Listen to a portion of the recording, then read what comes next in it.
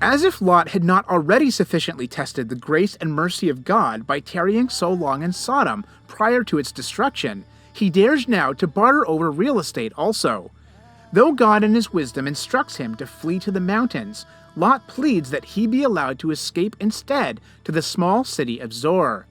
Although God graciously grants his request and even spares that city from the impending destruction, Lot later leaves that place in favor of those mountains because he was afraid to dwell in Zoar. Why Lot grew fearful of living there isn't entirely clear. Maybe he realized that the city was just as morally depraved as Sodom was and thought that it too would eventually be destroyed.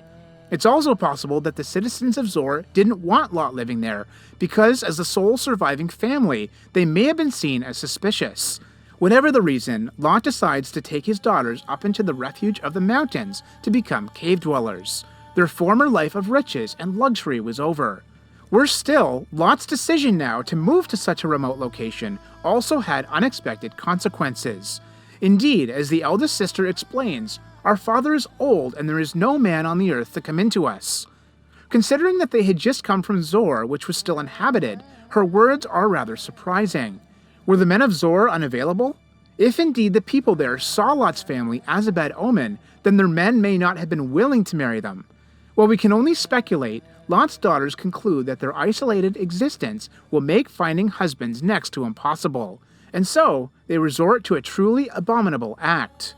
"Come," says the firstborn, "let's make our father drink wine and we'll lie with him, that we may preserve the lineage of our father." For 2 consecutive nights they get their father so drunk that he doesn't even realize what's transpired. Thus both the daughters of Lot were with child by their father. To the elder sister was born Moab, a name literally meaning from father. His descendants were known as the Moabites. And to the younger was born Ben-Ami, meaning son of my kin, who became the father of the Ammonites.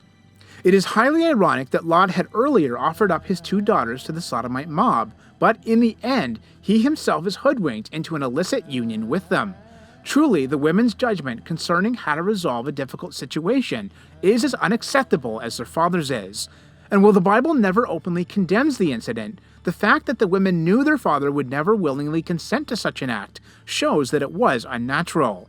And even though Lot's poor life choices led him to this tragic point, God still preserved his life, primarily because God remembered Abraham, but also because in God's eyes Lot was righteous, and God does not destroy the righteous with the wicked.